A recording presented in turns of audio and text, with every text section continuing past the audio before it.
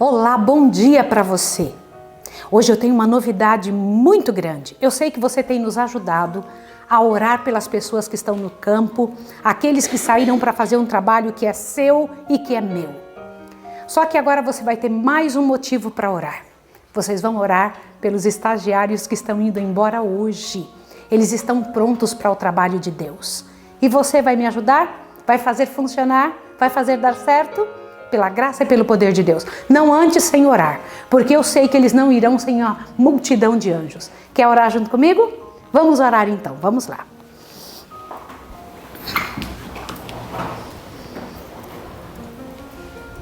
Amado Senhor, glorioso Deus, nós temos uma responsabilidade gigante, Senhor, ao termos nascido nesse tempo, nessa hora da história da terra e com essa incumbência especial por sermos adventistas do sétimo dia.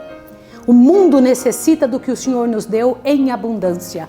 Por isso te pedimos em nome de Jesus, coloque em nosso coração o espírito missionário e de perseverança quando as dificuldades vierem. Nos ensine, Senhor Deus, a perseverar, a permanecer, a continuar. Em tuas mãos queremos nos colocar e estes outros que serão hoje enviados em nome de Jesus. Amém. Amém, Senhor. Então, depois de um período de educação prática e teórica, o Senhor Deus está mandando essas pessoas para um dos bairros de Caruaru. É um bairro novo. Este lugar tem 40 mil pessoas que não sabem distinguir entre a mão direita e a mão esquerda. E eles então agora vestem uma nova camiseta. Venham até aqui porque o pessoal precisa ver vocês. Eu sei que vocês já os conhecem, sabem quem são, mas agora de uma maneira especial verão a última vez neste estágio em que estão fazendo, nesse momento em que estão passando pelo trabalho da Escola de Profetas, vocês vão vê-los fazer este momento especial com vocês. E eu tenho aqui esta família e estas duas guerreiras do Senhor. Vocês perceberam que eles estão com uma camiseta nova? Notaram? Sim ou não? Vocês notaram? Como vocês podem ver, esta camiseta traz deste lado o símbolo da Igreja Adventista do Sétimo Dia. Porque nós não trabalhamos sozinhos, sempre trabalhamos junto com a igreja. E no outro ombro, você carrega essa responsabilidade tão grande, o símbolo da Escola de Profetas. Você vai andar nas ruas com esse uniforme, é um uniforme novo, diferente. Agora, num projeto comunitário, oferecendo a bênção que Deus nos deu aqui dentro para repartir para o mundo lá fora. E quem vai ficar responsável por este grupo é o nosso irmão Jefferson. Está animado, irmão Jefferson? Muito animado. Está animado e com vontade Amém. Que aconteça? A sua família cresceu, né? Está bem grande agora. Cresceu. Você não tem só estes dois e um rapaz que está lá no Amazonas. Agora você também vai cuidar das minhas ovelhas. Combinado? Para vocês todos cuidarem das ovelhas de Deus. E eu preciso ler um texto para vocês. Queridos alunos, abram a sua Bíblia em Malaquias capítulo 2. E eu vou mostrar para vocês algo grandioso que Deus diz para quem sai para o trabalho do Senhor. Malaquias capítulo 2. Você abriu? Você conseguiu abrir aí na sua Bíblia? Abra agora porque eu quero ler com você. Não deixe de ler, não só me ouça, leia também. Olha o que diz ali. Malaquias capítulo 2, verso 5 em diante, isso é para vocês. É para todo aquele que aceita, aquele que vai. O Senhor Deus diz assim: minha aliança, o que é uma aliança? O que é uma aliança, irmãos? Olha, um concerto, certo? Um compromisso. Minha aliança com ele foi de vida e paz. Foi de quê? Vida e paz. Olha, vida e paz. E eu lhe dei ambas, vida e paz, para que me temesse. Ele me temeu e assombrou-se por causa do meu nome. A lei da verdade esteve na sua boca, e a iniquidade não se achou nos seus lábios. Andou comigo em paz e em retidão, e apartou a muitos da iniquidade. Pois os lábios do sacerdote devem guardar o conhecimento, e da sua boca devem os homens procurar a instrução, porque ele é um mensageiro do Senhor dos Exércitos. Amém. Glória ao nome do Senhor. Amém. Este é o texto para vocês. Toda vez que a dificuldade começar a aparecer, vocês vão ler. O Senhor tem um concerto com vocês. Amém. Vida e paz vai passar para vocês, porque as pessoas vão buscar dos lábios de vocês, do coração de vocês, o conhecimento que elas precisam para chegar até os braços de Jesus. Que Deus os abençoe para isso. No final hoje, assim que terminar, pela graça e pelo poder do Senhor, será o último dia de vocês, não é? Aqui dentro como alunos, porque agora vocês serão estagiários do trabalho do Senhor. E eu quero me ajoelhar para orar por isso. Vamos orar? Vamos orar. Vamos lá. Você me ajuda a orar por eles, tá bom? Vamos lá. Santo Deus e amado Pai, mais uma família, Senhor, segue avante para o teu trabalho. Vão ocupar aquele lugar que o Senhor reservou naquele local. Atender o clamor silencioso de algumas pessoas, Pai Santo. E o clamor, Pai de amor, verbalizado e às vezes gritado de outros. Que estão fazendo perguntas nesse mundo, Senhor, sem ter respostas.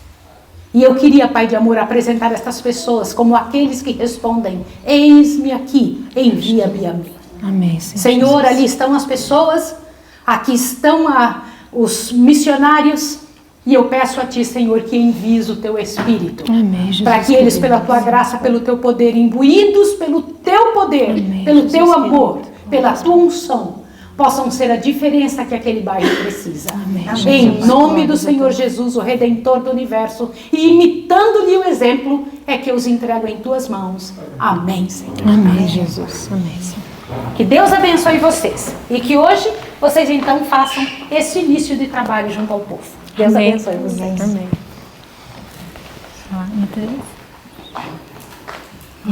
Só para passar. Eu aprendi uma expressão aqui em Pernambuco que diz pronto. E eu hoje até vou tirar meu óculos para falar com vocês de casa olho no olho. É.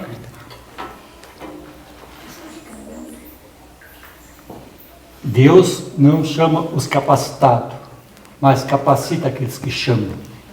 Amém.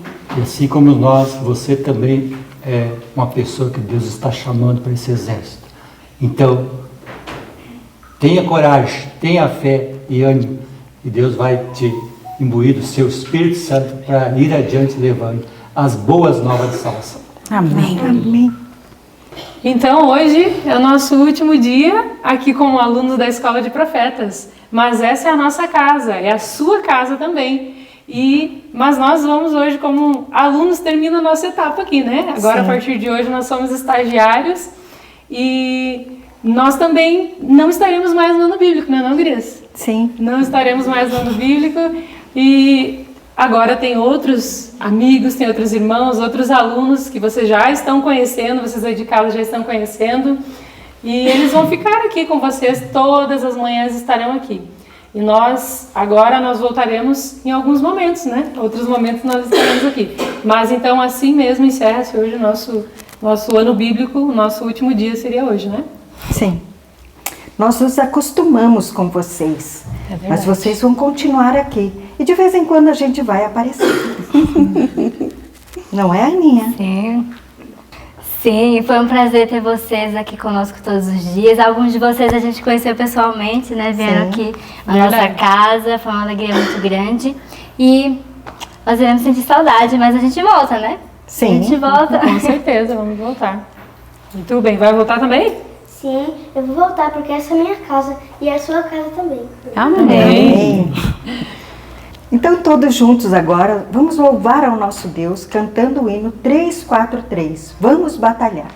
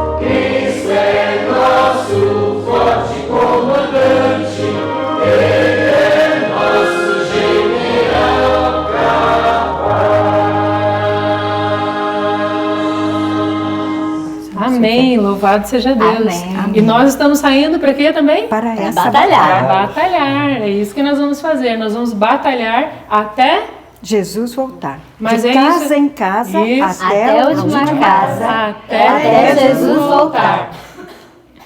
Poderia ser mais forte, né? Podia, né? Vai de novo. De novo.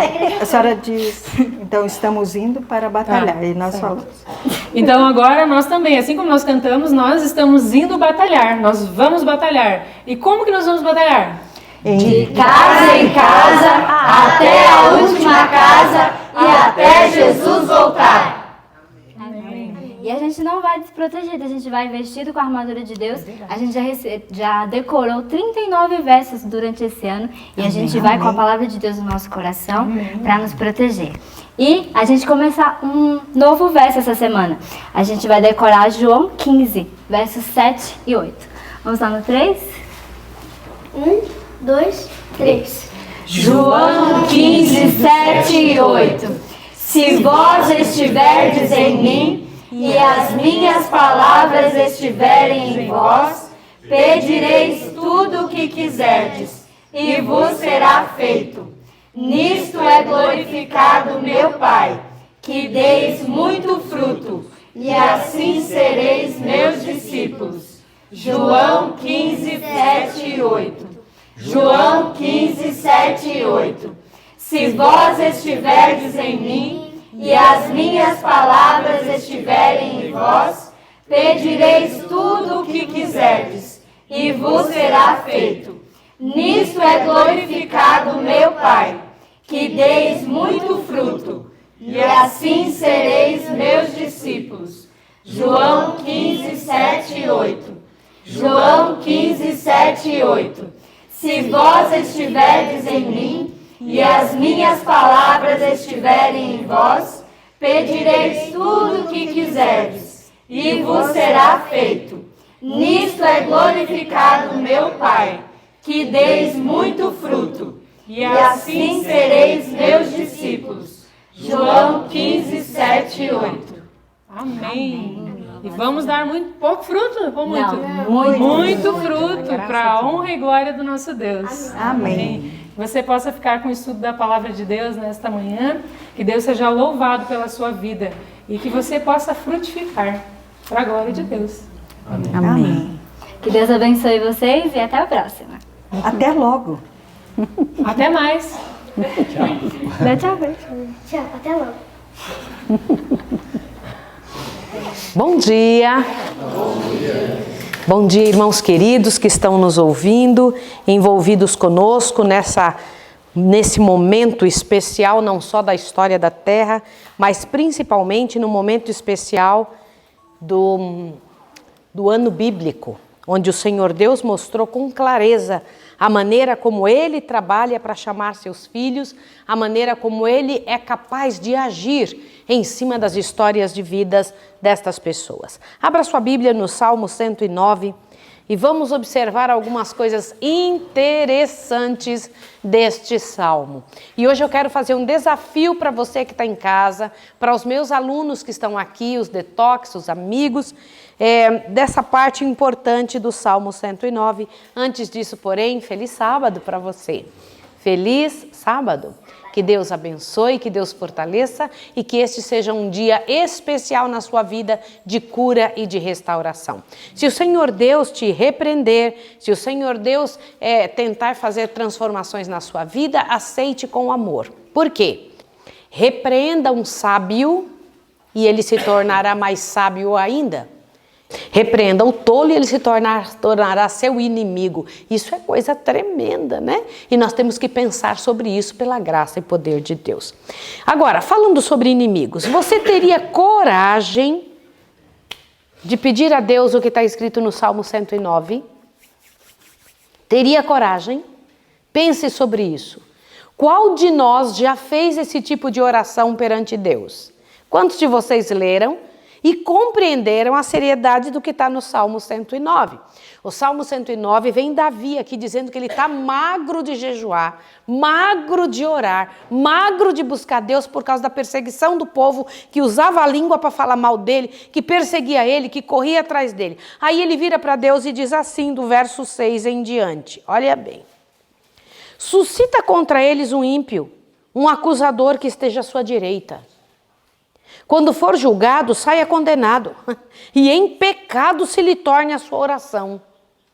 Sejam poucos os seus dias, outro tome o seu ofício. Sejam órfãos os seus filhos e viúva sua mulher. Sejam vagabundos e mendigos seus filhos. Sejam expulsos das suas habitações assoladas. Lance o credor mão de tudo que ele tenha, despojem-nos os estranhos do fruto do seu trabalho, não haja ninguém que se compadeça dele, nem haja quem favoreça os seus órfãos, desapareça a sua posteridade e seu nome seja apagado na seguinte geração. Esteja na memória do Senhor a iniquidade dos seus pais, não se apague o pecado de sua mãe, esteja os seus pecados sempre perante o Senhor, para que faça desaparecer da terra a sua memória, pois não se lembrou de usar misericórdia. Peraí. Você teria coragem de fazer uma oração dessa para o Senhor com relação às pessoas que te incomodam? Bora, seja bem honesto. Então Davi estava errado? Davi estava errado de diante do Senhor Deus, o homem segundo o coração de Deus, dizer assim, Pai, faz isso com essas pessoas que estão me incomodando. Nós não temos uma ideia muito clara de como é que Deus age. Porque, infelizmente, nós temos uma herança católica que tornou Jesus, tornou Deus e a divindade um pouco românticos, quando, na verdade, eles são amor e justiça. Por isso, o verso 17, visto que amou a maldição, ela lhe sobrevenha. Não desejou a bênção, ela se afaste dele. Entendeu isso? Aqui está, o que Davi estava falando é o resultado de quem se opõe e quem vai contra a vida de quem serve a Deus.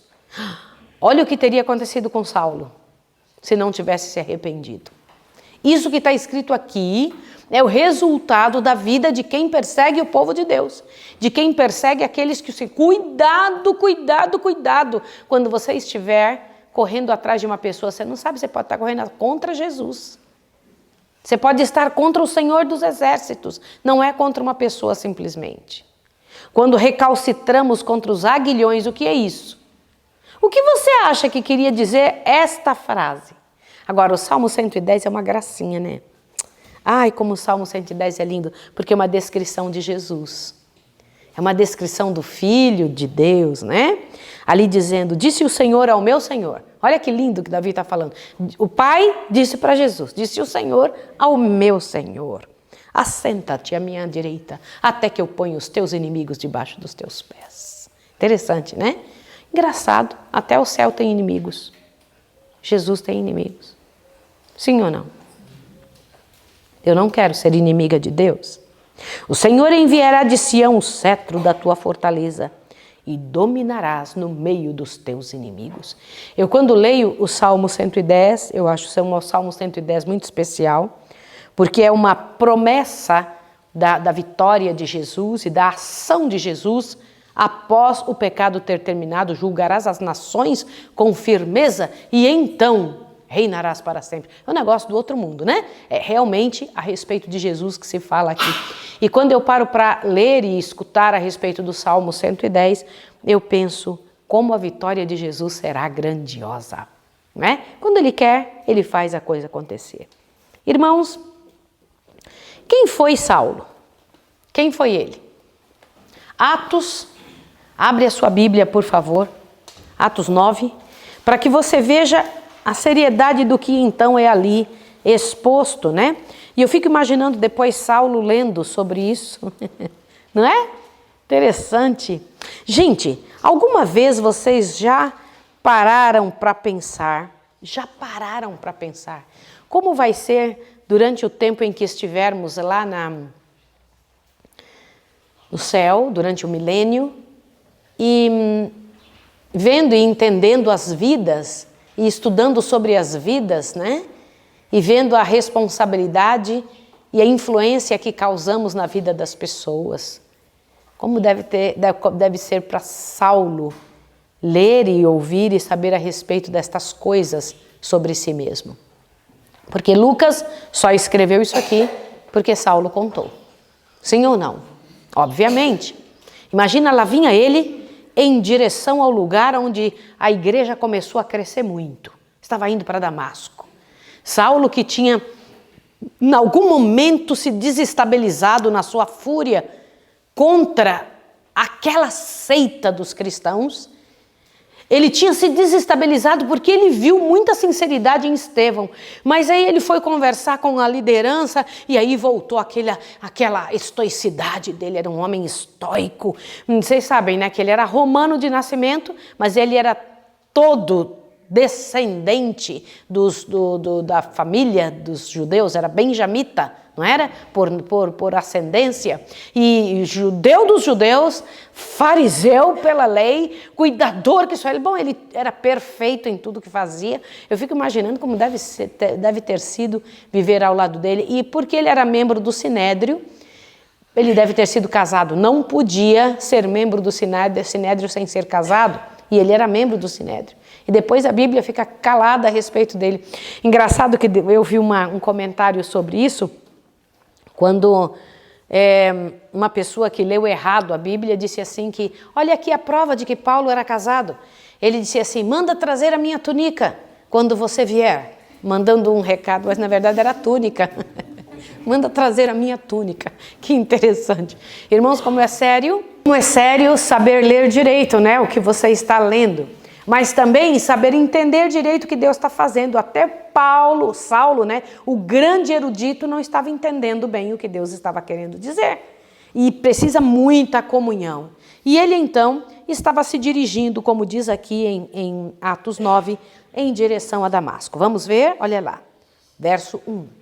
Saulo, respirando ainda ameaças e mortes contra os discípulos do Senhor, dirigiu-se ao sumo sacerdote e pediu-lhe cartas para as sinagogas de Damasco, a fim de que se encontrasse algum daquela seita, quer homens, quer mulheres, os conduzisse preso a Jerusalém. Agora veja, lá vai ele, com uma comitiva, com a mão cheia de cartas e poder, empoderado pela justiça da época, indo em direção a Damasco, retirar os crentes. Está começando uma igreja poderosa lá, muito forte lá. E de repente, no meio do caminho, no meio da viagem, verso 3, aproximando-se ele de Damasco, na sua viagem, subitamente cercou um resplendor de luz do céu.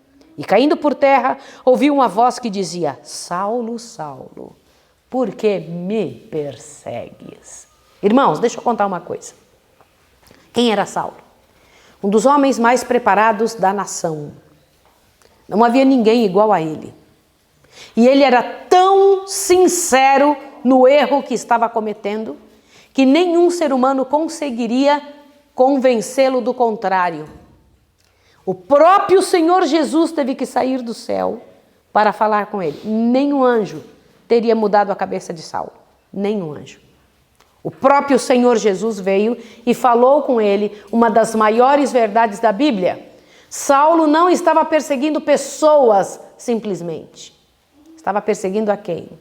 Saulo, Saulo, por que me persegues? É a mim que você está perseguindo. Irmãos, nossa visão quando é aberta, dá para enxergar que na verdade não é sobre humanos e humanos, seres humanos e seres humanos, pessoas. Não é que as coisas estão acontecendo. É entre um poder e outro, do qual as pessoas representam. Saulo, Saulo, por que me persegues? Saulo, o que você está fazendo? E ele disse, quem és tu, Senhor? E ele então disse, eu sou Jesus a quem tu persegues. Jesus repetiu. E aí, algumas Bíblias não têm essa parte, eu vou ler para você. Duro é para ti recalcitrar contra os guilhões. Contra os aguilhões. Não vai adiantar, Saulo, você brigar contra algo que não tem como brigar.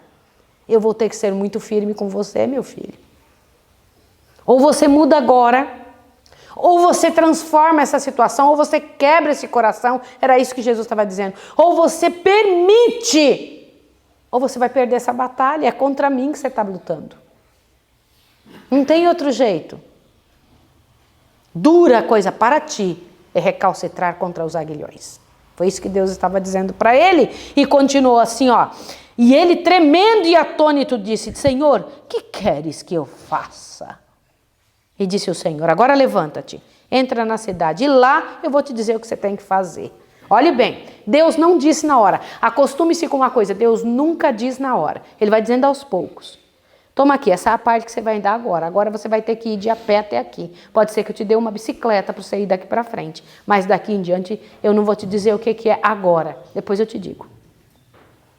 Quero dizer para vocês que o Senhor Deus tem uma maneira de agir. Aliás, quando o aluno vem para cá, a única coisa que eu tenho certeza é a Railaninha veio aqui cantar, cantou muito bem, glória ao nome de Deus. Não é um elogio para você, Railana, é para o dom que o Senhor Jesus deu para você. Ela disse: recebemos o chamado da professora Maísa. Ninguém recebe chamado meu. Vocês receberam o chamado do Espírito Santo. Eu só aceitei. Aqui se aceita o aluno que quer vir. Essa casa é um local que aceita os alunos que querem vir porque Deus os chamou. Isso é tremendo, sabia? E quando eu penso nisso, eu falo: ó Senhor, louvado seja o teu nome. Só que quando vem, há uma parte de sua vida que o Senhor Deus nos declarou, outra parte ainda não. Qual é a outra parte? É o que Deus mandou fazer com Paulo. Ele falou assim: vai, entra na cidade que eu vou te dizer o que você vai fazer. Vai lá, entra na cidade. Agora ainda você não vai. Você acha que era porque Deus não sabia o que ia acontecer? Eu não sei, mas Jesus não sabia? Jesus sabia. E por que é que Jesus não fala tudo? Por que, gente? Porque se falar tudo a gente não faz. Se falar tudo a gente foge rapidinho. Vocês acham que se Jesus tivesse falado: agora a sua vida vai virar um estrondo, meu filho. De agora em diante você vai sofrer terrivelmente, Saulo. Vai perder todo esse cartaz que você tem, você vai perder toda essa alegria que todo mundo te louva para lá e para cá. Agora você vai sofrer como você nem imagina. O que você fazia com os outros vão fazer contigo. Você acha que se Jesus tivesse dito isso, ele ia levantar dali animado? Respondam. Cego, do jeito que já estava. Diz que aquela luz toda cegou ele, não foi? E ele, imagina ele agora, um homem que caiu do cavalo. Literalmente ele caiu do cavalo, não foi? Ao cair do cavalo, ele então vê aquilo, os outros ouvem a voz, mas não veem quem é. E as pessoas que estão com ele começam a ficar perdidas e ele tateando agora onde eu estou. Ai, me ajuda agora. Ele precisa de alguém para colocar ele em cima do cavalo, para dirigi-lo até o local. E ele procurando. Agora eu fico pensando, ele foi para a casa de quem? De quem, gente? E era um discípulo? Sim, não era aquele Judas que morreu, né? Vocês sabem disso. Aquele Judas que fez uma malvadeza lá e pecou, não era esse, era o outro Judas, né? Que estava no meio dos discípulos do Senhor. E então ele foi para casa. Agora imagine, gente, quando eu leio essas coisas eu fico pensando nos dois lados. O que esse Judas pensou ao ver Saulo chegar na porta da casa dele? Eita, começou comigo, não é? Sou eu que ele vai arrastar para fora. E, no entanto, imagina um homem todo estraçalhado, a cabeça ali, o cego. Ou me dá pouso aí, me dá uma comidinha, me dá um copo d'água, me dá uma cama para eu dormir. Por favor, imagina isso. Ficou 3 dias sem comer, sem beber, não foi? Sentadinho ali, esperando e pensando: o que é isso que me aconteceu? O que foi que eu fiz? E lá ele ficou lembrando das atrocidades que tinha feito. Ele ficou analisando o que Estevão tinha falado. Começou a lembrar dos textos da Bíblia e começou a pensar: gente, eu persegui Jesus mesmo. Aquele era mesmo o Filho de Deus que foi crucificado. Senhor, o que foi que eu fiz? Queridos, eu fico imaginando que tremendo deve ter sido isso. A conversão de Saulo. Saulo viu agora. Abra sua Bíblia no capítulo 12 de Atos dos Apóstolos. Abra seu livrão, né? Capítulo 12 de Atos dos Apóstolos. Do livro Atos dos Apóstolos, né? Onde diz aqui o parágrafo: Saulo viu agora que ao perseguir os seguidores de Jesus, em realidade tinha estado a fazer a obra de quem? De Satanás. Eita! Nós temos que ter um cuidado tremendo ao abrir a nossa boca e falar alguma coisa contra alguém que trabalha para Deus. Você pode estar falando contra Jesus e fazendo a obra de quem? Pensa 2 vezes. Aliás, pensa muito, porque fazer a obra de Satanás é a pior coisa que alguém pode fazer nessa terra. E então, naquela hora de iluminação celestial, o espírito de Saulo agiu com notável rapidez. Rapidinho. Começou a pensar. O que é agir com rapidez? Deixa eu comentar um detalhe com vocês. A cabeça dele agiu rápido. Pegou um fato, ligou com outro, rapidinho, e pensou, rapidinho veio a resposta na mente. Entenderam? Foi isso que aconteceu. É isso que é agir com notável rapidez. Gente, quanto mais você orar a Deus e pedir a Deus isso, discernimento, mais rápido a tua cabeça vai pensar. E nós precisamos disso nesse mundo competitivo. Mundo competitivo que eu estou te falando, não estou falando nada a respeito de faculdades, estudos, não estou dizendo isso. Você também será letrado e conhecedor disso. Mas isso não é o mais importante. O importante é você ter condição de ver uma coisa e entender claramente o que está acontecendo e saber agir dentro daquilo. Isso é importante. Você tem que aprender isso. Gente, são pessoas preparadas para a vida. Por isso que diz aqui que o espírito de Paulo agiu rápido. Pegou uma parte, uniu com a outra, lembrou de tal coisa, texto bíblico, não sei o que, falou, já sei o que foi que aconteceu. Entenderam? É muito legal isso, quando eu paro para pensar, falo, barbaridade. Aí ele lembrou, Estevão falando, veja os céus abertos e o Filho do Homem assentado ali. Não foi? Ele lembrou dessa situação, tá? Aí Saulo está ali pensando no que fez, né? Que interessante, né? E então, quando o Senhor Jesus fala com ele, eu quero lembrar que na hora que Jesus falou com ele, e que Saulo levanta e diz, o que queres que eu faça? Jesus tomou a direção, disse, entra na cidade e eu vou te dizer o que você vai fazer. Ele vinha com a direção todinha na mão, foi ou não foi? Quando chega naquela hora, o Senhor derruba ele do cavalo, quando derruba ele, bota ele no chão mesmo de verdade, e que o Senhor Deus faça isso conosco, viu? O Senhor Deus nos derrube, vai aqui que eu quero que você fique. E na hora que a gente fica, o Senhor, o que eu faço então? Agora eu tomei a direção, espera que eu vou dizer, vai lá. Jejum completo, não foi isso? Lá está ele com jejum completo. E enquanto ele estava na casa de Judas, ele ali lutando e trabalhando, qual é o resultado de quem se converte? Você sabe dizer qual é o resultado de quem se converte? Incrível, irmãos, que na hora que Jesus está ali falando com Saulo, quem também está falando com alguém em outro lugar? Um anjo foi aonde? Vai lá, respondam. Na casa de um homem, não foi? E falou assim, você sabe aquele Saulo lá? Que você vai lá e vai encontrar ele na casa tal, olha, Deus sabe direitinho, na rua direita, você vai assim, no número tal, você vai encontrar. Que é interessante como Deus faz, né? Ele sabe tudo. Ele sabe teu endereço, ele sabe direitinho o meu também. E na hora que o rapazinho lá ouviu, ai. Quem era esse rapaz? Quem que era? Não, esse era o nome dele, né? Era Ananias. Mas quem era ele? Era o quê? Ele era um dos líderes da igreja. Representava o próprio Jesus, porque ele era líder da igreja. Vocês entenderam? O que Deus mandou fazer? Deus mandou uma pessoa da igreja ir lá dizer para ele o que fazer. Gente, eu preciso contar uma coisa para vocês ficarem impressionados. Deus nunca vai pegar uma pessoa que está em dificuldades e dar para ela, olha o que eu vou te falar, noção clara do que fazer independente da igreja. Toda vez que alguém vem para mim, eu tive uma visão que eu tenho que fazer tal coisa, eu falei, espera aí, mas a igreja não está envolvida? Eu não creio. Quando alguém diz assim, eu resolvi tal coisa, eu sempre pergunto, Jesus te falou isso? Pensa bem, porque se não falou para a igreja, não vou crer. Do que eu estou falando? Seja bem honesto, vou te explicar o que é. Quando há algo que está relacionado às coisas do céu para um missionário, o Senhor Deus envolve a igreja. Quando não fizer isso, pode crer que é uma ação errada, é uma coisa da sua cabeça. Lá estava Saulo caído, lá estava Saulo dentro da casa de Judas, lá estava Saulo 3 dias sem comer, e o Senhor Deus pega alguém da igreja e manda lá, vai lá e fala com ele e diz agora o que ele tem que fazer. Deus podia ter falado com ele pessoalmente, e por que manda a igreja? Porque precisa da autoridade da igreja. Isso me aconteceu uma vez.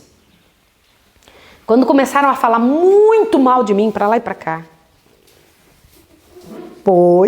Eu fiquei sabendo. Quando falaram muito mal, eu corri para minha casa e entrei no meu quarto e levei um monte de livros e Bíblia e disse, eu só saio daqui agora quando o Senhor Jesus falar comigo.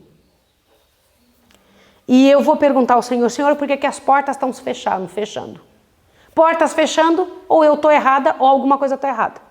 Então, Senhor, em nome de Jesus, me fala. E fui lá para baixo para minha casa e eu disse, não adianta meu filho falar comigo, não adianta Leandro falar comigo, não adianta um pastor, não quero ninguém. Se não for Jesus, eu não saio de lá. E entrei para orar. E fiquei vários dias em oração e jejum. Vários dias. E primeiro dia, nada. Segundo dia, nada. E eu lendo a Bíblia, orando, jejuando e orando, jejuando. Terceiro dia, nada. Quarto dia, nada. Eu comecei a me desesperar, envergonhada. 5 dias, nada. No 6º dia, me deu um sono no meio do dia e eu me deitei no sofá. E quando eu me deitei no sofá, eu tive 3 sonhos rápidos, bem rapidamente. E num deles eu me lembro perfeitamente, não vou contar os detalhes do sonho, mas o Senhor Jesus esteve no meu sonho e a minha pergunta é, por que as portas estão se fechando? E no meu sonho Jesus dizia, entre pelas portas que se abrirem. Só. E não me explicou nada. 3 dias depois, chegou aqui um líder da igreja, ele era o secretário da União Nordeste Brasileira, ele ficou aqui só 3 meses no trabalho e depois foi enviado para a divisão. E veio aqui e disse, irmã Maísa, o que você vai fazer em resposta ao que você está pedindo para Deus é isto. E me deu 4 orientações seríssimas do que eu deveria fazer e foi a solução do problema. Por que Jesus não falou ele pessoalmente para mim? Por que ele mandou um líder da igreja vir me falar? Responda. Ele disse, a solução tem gente dentro da igreja te judiando, mas é da igreja que eu vou trazer a solução para você. Você tem que continuar acreditando na igreja. Você tem que continuar acreditando neste povo que é meu. Tem gente que tem dificuldade? Tem. Mas tem gente que é minha. É isso que o Senhor Deus queria me dizer. Entre pelas portas que se abriram. Ele nem me explicou por que estava se fechando. Só disse, entre pelas que se abrirem. E a coisa é muito séria, irmãos. Lá estava Saulo caído, mas o Senhor Deus queria levantá-lo. E para levantá-lo, usou um líder da igreja. Aleluia, irmãos. Bendito seja o nome do Senhor. Jesus mandou Paulo também ir à igreja. Ele mandou a igreja ir até ele e mandou ele ir para a igreja. Interessante, né? Muito interessante. Agora eu vou dizer uma coisa para vocês. Jesus encaminha para a igreja. Eu quero ler isso para vocês. Vamos lá? No capítulo 12 do livro Atos dos Apóstolos, diz assim, ó. Eu quero ler para vocês o parágrafo, começa, Ananias mal podia crer, acharam? Acharam? Você que está em casa tem que ler com a gente, por favor, leia. Ananias mal podia crer nas palavras do anjo, pois a notícia da tenaz perseguição aos santos em Jerusalém tinha se espalhado amplamente. Atreveu-se a argumentar. E aí falou aquilo que vocês já sabem. E no finalzinho desse parágrafo está escrito assim, vai, porque este é para mim um vaso escolhido para levar o meu nome diante dos gentios e dos reis e dos filhos de Israel. Uau! Gente, que coisa legal, né? O Senhor Deus disse de Saulo, ele é meu escolhido, é um vaso escolhido por mim. Fique tranquilo, eu vou usar esse vaso. Imagine na hora, gente, eu fico imaginando no céu como é que a coisa funciona, ó, raciocina aí. Saulo está correndo e vai, entra numa casa e puxa um pessoal, e puxa pelo cabelo, e põe o pé no pescoço, diz blasfema, e tortura e tudo. E os anjos do céu olhando, Senhor, o que o Senhor vai fazer com esse homem, estragando e machucando os teus, Senhor? E o Senhor Deus dizendo, calma, espera que você vai ver o que eu vou fazer com ele. Um vaso escolhido. Nós não temos o direito de falar nada sobre alguém que está errando. Nós temos que ajudar a pessoa que está errando. Porque a gente não sabe se essa pessoa é um vaso escolhido de Deus. Lembrem-se que nesta semana, um homem sentou-se lá atrás, no evangelismo, que o grupo do Jair, o grupo de missionários estava fazendo, e ele ficava sentadinho, paradinho lá atrás. Lembram disso? O que aconteceu no final de semana? Ele e seus 2 filhos se batizaram. Mas quem era ele? Um terror para a cidade toda. Imagina as outras pessoas dizendo, lá vai ele entrar lá naquele evangelismo lá, ele vai acabar com o evangelismo.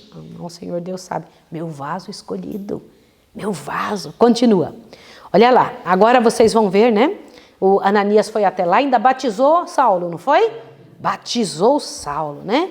Agora Cristo tinha na igreja como representante da terra e ela pertencia à obra de dirigir os pecadores arrependidos ao caminho da vida. Agora veja o parágrafo. Muitos têm, acha a ideia, acha aí por favor.